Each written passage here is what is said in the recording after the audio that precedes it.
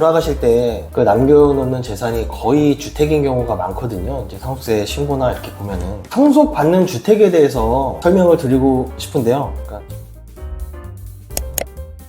첫 번째로 이제 상속 단계에서 이 상속 주택을 어떻게 평가할지, 그럼 어떤 효과가 있을지 거기에 대한 얘기를 하나 해드리고, 그 다음에 두 번째는 상속으로 취득하는 그 주택에도 취득세가 발생이 되는데 누가 상속을 받냐에 따라서 또 취득세를 감면받을 수 있는 그런 특례가 있기 때문에 그거를 설명드릴 거고, 세 번째는 이제 상속 주택을 양도하거나 상속 주택으로 인해서 뭐 2주택이 되는 경우에 양도소득세는 또 어떻게 상속 주택을 보는지 거기에 대해서 이제 설명을 드리도록 하겠습니다.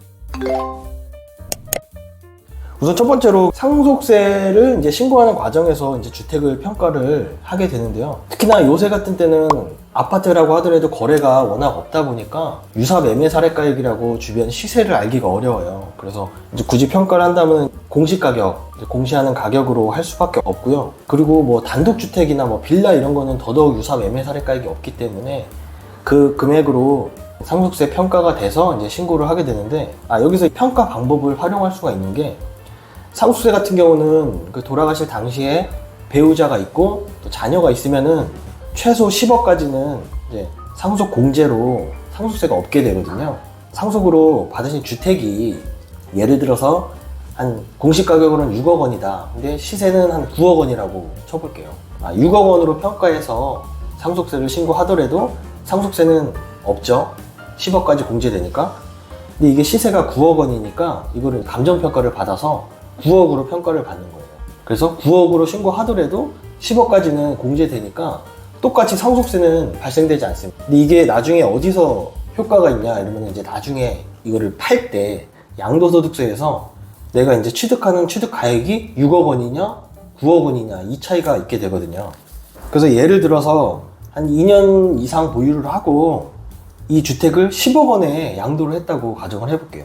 그러니까 공시가로 평가해서 6억 원으로 평가를 해서 만약에 상속세 신고했다면 나중에 양도소득세가 한 1억 3,300만 원 정도 이렇게 계산이 되는데, 만약에 이거를 감정평가를 받아서 9억 원으로 신고를 해서 취득가액이 9억 원으로 됐다 한다면 양도소득세가 1,800만 원으로 이렇게 줄게 됩니다. 그러니까 똑같이 상속세가 없음에도 나중에 양도할 때 양도소득세에서 거의 1억 이상의 이런 절세 효과가 있으니까 상속세가 발생되지 않더라도 상속주택의 평가액을 높여서 신고를 해서 본인의 이제 취득가액을 좀 높이는 것도 하나의 절세 방법이 될 수 있다고 말씀드리고 싶고요.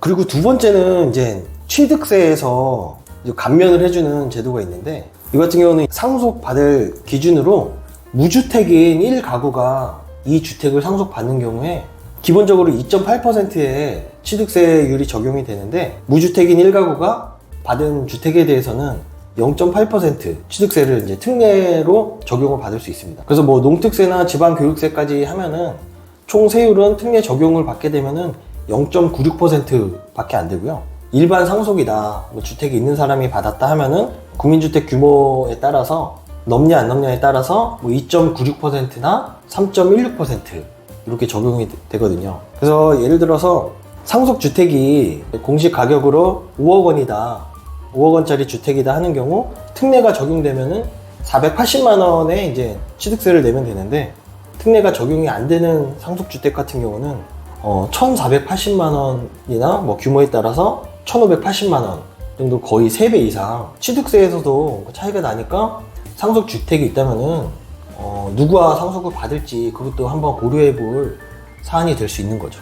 여기서 좀 오해하실 수 있는데, 2023년부터 증여 취득세를 할 때 시가로 한다 이렇게 얘기가 많았잖아요. 그래서 뭐 작년에 2022년에 증여를 해야 된다, 골든타임이다 막 이런 얘기가 많았었는데, 그거는 이제 증여인 경우에 해당이 되는 거고, 상속으로 취득하는 경우는 시가가 적용되지 않고 과거랑 똑같이 시가 표준액이라고 해서 공시가격으로 취득세가 적용된다는 거 같이 알아두셨으면 좋겠습니다.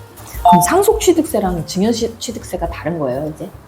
원래가 다른 거예요. 요율이 다르고. 원래 달라요? 왜냐면 상속 같은 경우는 내 의지 없이 받는 거기 때문에 좀 더 낮게 해주는 거고, 증여는 내가 얼마든지 의도해서 하는 거니까 주택이 많거나 이러면은 더 중과도 되고 뭐 그런 거죠. 마지막으로 이제 상속을 받으면서 주택이 2개가 되는 경우가 있어요. 그러니까 원칙적으로 따지면은 1가구 2주택이 되는 건데, 우리가 비과세는 1세대 1주택에 대해서만 비과세가 되는데, 이렇게 해서 2주택이 되면은 비과세 적용이 안 되어야 되는 게 맞는데, 상속 같은 경우는 본인 의지와 상관없이 그 부모님이 돌아가심으로써 이제 부득이하게 2주택이 된 거기 때문에, 만약에 주택이 한 채가 있고 그 다음에 부모님이 돌아가셔서 주택을 한 채를 나중에 받았다 한다면은, 그 먼저 본인이 갖고 있던 주택을 파는 경우에 그 상속주택이 없는 걸로 봐서 1세대 1주택 비과세가 적용이 되는 그런 특례가 있습니다.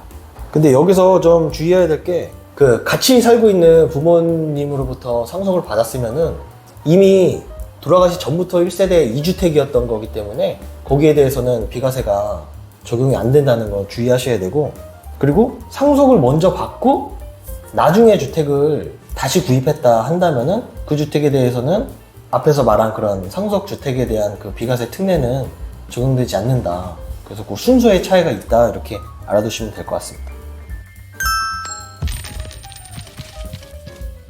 그래서 오늘은 상속주택에 대해서 이게 상속세 평가나 취득세, 양도세까지 한번 알아봤는데요. 상속받을 그 주택도 좀 다양한 방법이나 절세 방안이 그때마다 있을 수 있으니까 뭐 그런 거를 좀 알아보셔가지고 활용하시면은 절세하는데 도움이 되실 겁니다.